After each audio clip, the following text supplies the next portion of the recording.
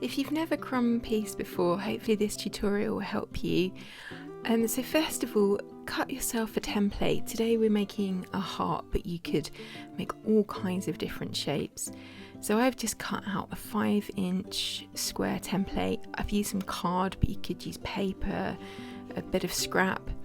I've just sketched out a heart and then cut it with some paper scissors. Grabbing an offcut of fabric, I've used a bit of white lawn here, but any cotton or scraps would be fine. What you're doing is you're creating a base for you to anchor your crumb pieces onto. You can crumb piece without a template at the bottom, but it just helps you, it's like a guide as you're going along. So you need to cut out 2 hearts for this project because we're making like a little heart cushion, or it can be a little heart hanging decoration. You could even fill it with lavender. So what you need to do is you need to cut out 2 of your base template because we're going to be making 2 of them, one for the front and one for the back. I start off with a straight strip of fabric just to get me started, something that's going to cover the whole piece. And then this is my foundation to build upon. So I'm looking for pieces that are going to cover the template, and I'm just going to play around with a few pieces to see which best fits.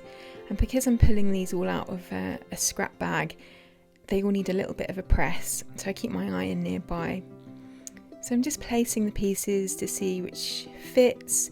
Don't worry about any straggly bits because you'll cut those off later.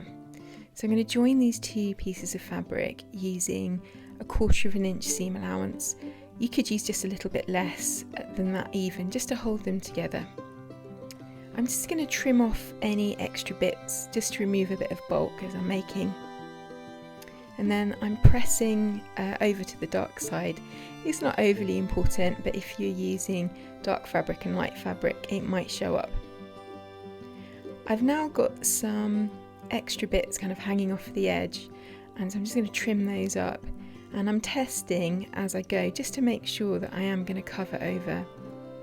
You don't want to sort of leave a little bit at the bottom because that's a bit fiddly and then you'll end up with a bulky seam trying to cover the little gap. So now I'm happy, I have pinned that into place and I'm going to stitch down. So now that I've stitched a 1/4 inch seam allowance, I'm just going to press it back.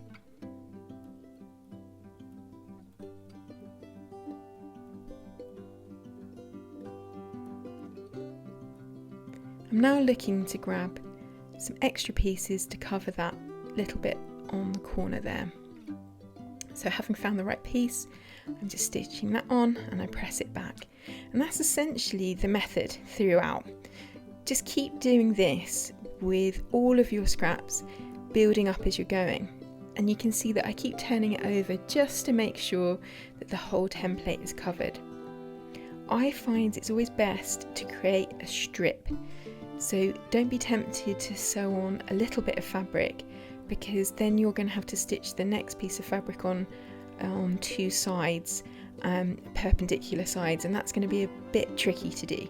So just create a strip. It doesn't matter if it looks wonky, as long as it covers the space that you want it to, and then you can trim it down afterwards. So now that I've finished joining these 3 pieces together, I'm just going to strain it off just to make it easier for me to attach onto the piece that I've already put onto the heart, and to make it easier for me to then add on to it as I go along. So I just used a rotary cutter and a chopping board for that, but you could easily use a pair of scissors. Just keep pressing as you go, just to make sure everything lays flat.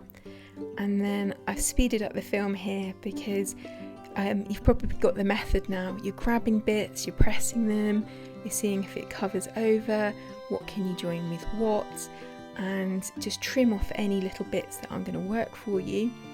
And then I'm always looking to create a strip as I go, and you can put that strip in any direction you want, but it is just easier to sew a strip together that's going to cover the whole length of your shape, whatever angle or direction you go in. So I'm just pressing as I go, always to the dark side, just so that the seams aren't showing through. This piece is a bit wonky, it had a curved bit, so I've just taken off the edge with a rotary cutter. And I'm just going to keep building up like this, stitching, trimming away any bulk, pressing over, and then I'll keep flipping it over and checking it on the back to make sure it's actually covering. Then I'm just going to be looking for some extra bits to fill in the holes, and there we have it. It's all covered. So now I'm going to base stitch all around the edge of my template with the template facing me in the sewing machine. At this point, I'm now going to just cut round the template, so trim off all the excess bits. And you can always put those away for another day, for another thing that you're going to make. And there we have it, your finished heart. It looks great. You could use this for appliqué, all kinds of different things. So you'll need to make a second one for this particular project. And if you want to have a hanging loop at this point, you need to insert it in at the top. So that could be a bit of pearl thread or wool or a bit of string. And I'm just pinning this together now. And I'm just showing you where to leave a gap because we're going to sew round this. So if you've got a loop in there, that will be nestled deep down inside, and then we would do some extra secure stitches around the top there to make sure that that loop doesn't get pulled out. So you're going to sew round with a 1/4 inch seam allowance, leaving a gap, and then we just need to clip out the curves and any points so that as we turn it through it lays nice and flat. You just need to take a little minute on the point at the top for the heart, and if you're cutting something like a star you'll have a similar sort of shape to cut out, just cutting out a little V, being very careful not to cut into the stitches, and just cut that away and keep going around the shape, cutting into the seam allowance, not into the stitches, and that just helps us turn through those curves. Now I've added a string into here and that really helps pull the shape through. Otherwise you can just wiggle it out. I've got a chopstick here that I'm just using to get into the points and smooth all around the edges of those seams to make sure that it lays flat and it's not so hard to press.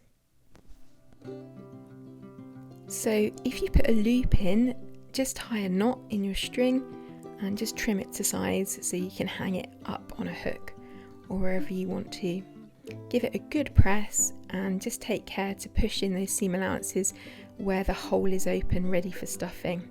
Now stuffing could be any toy stuffing, but because I'm a quilter I'm using some leftover wadding. I always have scraps, and then I've kind of cut them up into sort of wadding confetti. It's a great way, this whole project is a great scrappy upcycling project with all of your bits and pieces that you have, so nothing goes to waste.